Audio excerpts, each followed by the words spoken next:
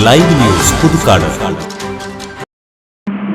Puthukkad saint Antony's ഫൊറോന ദേവാലയത്തിലെ വിശുദ്ധ സെബസ്ത്യാനോസിന്റെയും വിശുദ്ധ അന്തോണീസിന്റെയും സംയുക്ത തിരുനാൾ ഈ വരുന്ന ഫെബ്രുവരി 3, 4, 5 തീയതികളിലായിട്ട് ആഘോഷിക്കപ്പെടുകയാണ്.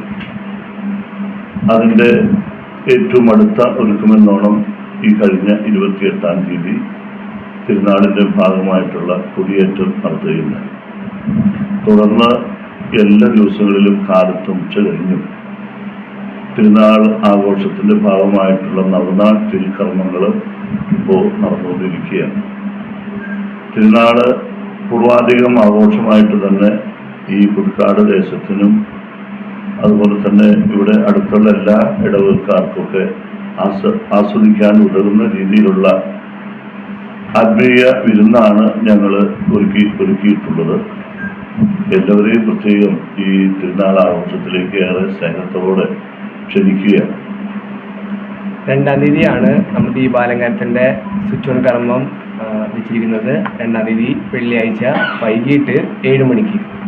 3-ാം തീയതി ശനിയാഴ്ച വൈകിട്ട് 5 മണി കുർബാനയ്ക്ക് 4:30 കുർബാനയ്ക്ക് ശേഷമാണ് കൂടൊരുക്കൽ ശുശ്രൂഷ. മോൺസിഞ്ഞോർ ജോസ് രാജനാണ് കൂടൊരുക്കൽ ശുശ്രൂഷയ്ക്ക് വേണ്ടി കടന്നു വരുന്നത്. തിരുനാൾ ദിനമായ ഫെബ്രുവരി 4-ാം തീയതി രാവിലെ 10:30 വിശുദ്ധ കുർബാനയ്ക്ക് മോൺസിഞ്ഞോർ ജോസ് കോനിക്കരച്ചൻ വികാരി ജനറൽ നേതൃത്വം നൽകുന്നു. തിരുനാൾ സന്ദേശം നൽകുന്നത് ബാസ്റ്റിൻ പുന്നലുകർമ്മലച്ചനാണ്, jubilee mission hospital assistant director. വൈകിട്ട് 4 മണിക്ക് തിരുനാൾ പ്രദക്ഷിണം, കുർബാന, അതിനുശേഷം പ്രദക്ഷിണം ഉണ്ടായിരിക്കുന്നതാണ്.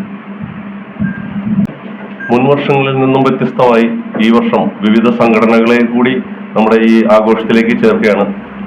അങ്ങനെ വിവിധ സംഘടനകളുമായി സഹകരിച്ചുകൊണ്ട് പുതുക്കാട് ഫൊറോന ദേവാലയത്തിലെ തിരുനാൾ ഒരു ദേശീയ ഉത്സവമാക്കി മാറ്റുവാനുള്ളൊരു ശ്രമഫലമാണ് നമ്മൾ ഈ വർഷം നടത്തിയിരിക്കുന്നത്.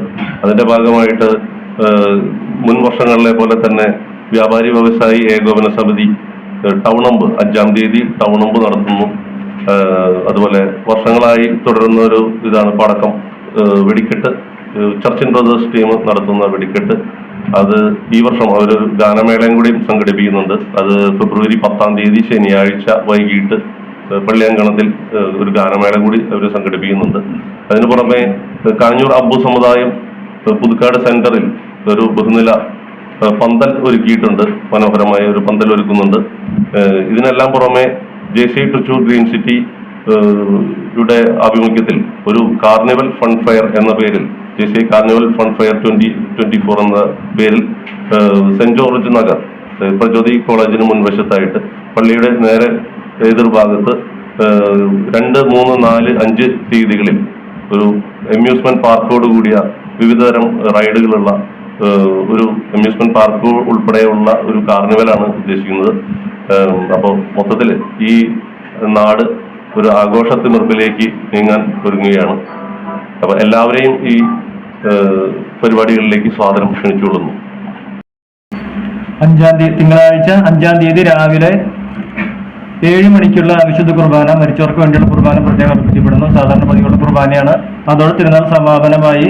തുടർന്ന് അടുത്ത ശനിയാഴ്ച 8-ാം മഠത്തിന് ശനിയാഴ്ച ഒരു സംഘടന ചർച്ചിൽ ബ്രദേഴ്സ് പുതുക്കാട് പള്ളി അങ്കണത്തിൽ ഗാനമേള നടത്തുന്നുണ്ട്. ഇത്തവണ പതിവ് വിപരീതമായി തിരുനാൾ കൂടുതൽ ആഘോഷപ്രദമാക്കുന്നതിന് വേണ്ടി അത്തരം പരിപാടികൾ കൂടി അറേഞ്ച് ചെയ്തിട്ടുണ്ട്.